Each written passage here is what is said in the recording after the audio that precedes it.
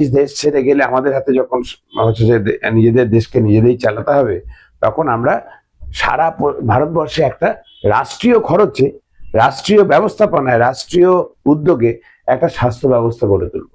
সেখানে হচ্ছে প্রাথমিক স্বাস্থ্য ব্যবস্থা থাকবে, তারপরে একটু যাতে বাড়াবাড়ি হবে সেগুলো যাতে সেকেন্ডারি টিয়ার অর্থাৎ মহকুমা হাসপাতাল, জেলা হাসপাতালের মতো থাকে। আর খুব যাদের বাড়াবাড়ি হবে তাদের হচ্ছে মেডিকেল কলেজ, টারশিয়ারি কেয়ার, এই তিনটে স্তর, ত্রিস্তরের স্বাস্থ্য ব্যবস্থা তৈরি হবে এবং তৈরি হলো স্বাধীনতার পরে। জাতীয় যোজনা কমিশন তৈরি হলো, প্রতিটা পঞ্চবার্ষিকী পরিকল্পনায় তার জন্য স্বাস্থ্যের জন্য আলাদা বরাদ্দ হতো, সেইভাবে গড়ে উঠছিল।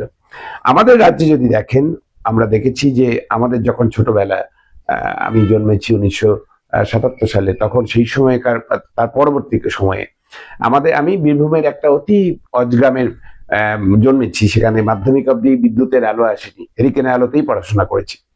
কিন্তু আমার বাবাকে কখনো ভাবতে হয়নি যে হচ্ছে আমার ছেলের লেখাপড়া কোথায় করাবো, কত খরচ হবে, বা অসুস্থ হলে কোথায় নিয়ে যাবো। কারণ সরকারি স্বাস্থ্য ব্যবস্থা, সরকারি শিক্ষা ব্যবস্থা হচ্ছে সেইটার উপরই সবাই আমরা হচ্ছে যে বিশ্বাস করতাম। এবং হচ্ছে যে এখন যদি দেখেন, এটা হচ্ছে যে একটা সামান্য জ্বর সর্দি কাশি হলেও তাকে প্রাইভেট হাসপাতালে যেতে হচ্ছে, বাচ্চার এডুকেশনের জন্য প্রাইভেট হচ্ছে যে স্কুলে পাঠাতে হচ্ছে। আর সরকার কি করছে, যেগুলো আমরা